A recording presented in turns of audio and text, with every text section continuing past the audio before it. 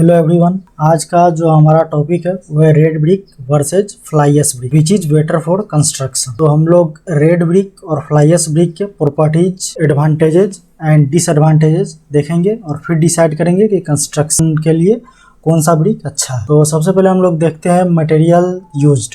तो red brick बनाने के लिए जो हमारा मटेरियल यूज होता है वो होता है natural clay soil. Natural clay soil agriculture purpose के लिए यूज होता है। तो अगर हम लोग उस सॉइल से अगर ब्रिक बनाते हैं तो हमारे इन्वायरमेंट को अफेक्ट करता है। और वही फ्लाई एश ब्रिक देखें तो फ्लाई एश ब्रिक जो हमारा बनता है वो बनता है fly ash, cement and stone dust और सैंड। फ्लाई एश जो है वो एक वेस्ट मटेरियल है जो थर्मल पावर प्लांट से एज ए वेस्ट मटेरियल निकलता है। तो क्या है, अगर उससे हम लोग ब्रिक बनाने में यूज करते हैं तो इन्वायरमेंटल फ्रेंडली है। नेक्स्ट शेप एंड साइज देखते हैं। तो रेड ब्रिक का जो हमारा शेप होता है, मॉड्यूलर साइज जो होता है वो 190 × 90 × 90 mm होता है विदाउट मोटार। और विथ मोटार जो होता है 200 × 100 × 100 mm होता है।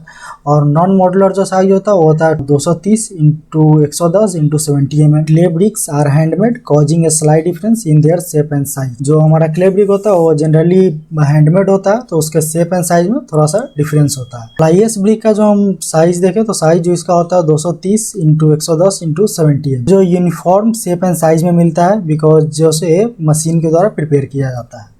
और फ्लाई एश ब्रिक का यूनिफॉर्म शेप एंड साइज होने के कारण इसमें जो मोटार यूज होता है वो जॉइंट में और प्लास्टर में वो ऑलमोस्ट 50% तक कम हो जाता है। नेक्स्ट देखें अगर वेट क्या, तो रेड ब्रिक का जो वेट होता है एक सिंगल रेड ब्रिक का वो 3.5 kg होता है। और फ्लाई एश ब्रिक का सिंगल ब्रिक का जो वेट होता है वो 2.6 kg होता है। Fly ash brick lighter in weight होता है रेड ब्रिक के कंपेरिजन में, तो क्या होता है हमारा डेड लोड को भी रिड्यूस करता है। फिर देखें हम लोग प्लास्टरिंग का।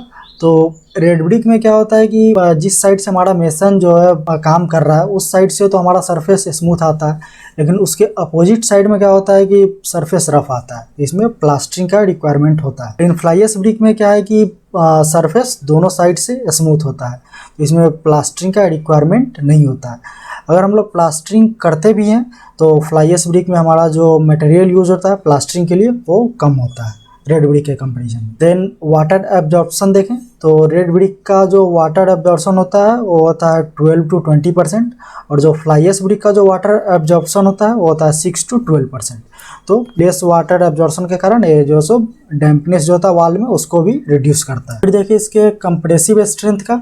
तो हमारा जो रेड ब्रिक का जो मिनिमम कंप्रेसिव स्ट्रेंथ होता है वो होता है 3.5 Nm/mm²। और जो फ्लाई एश ब्रिक का जो कंप्रेसिव स्ट्रेंथ होता है वो होता है 10 to 12 Nm/mm²। तो फ्लाई एश ब्रिक का जो हमारा कंप्रेसिव स्ट्रेंथ है वो रेड ब्रिक के कंपैरिजन में, नॉर्मल रेड ब्रिक के कंपैरिजन में 3 times ज़्यादा होता है। फिर देखिए वेस्टेज।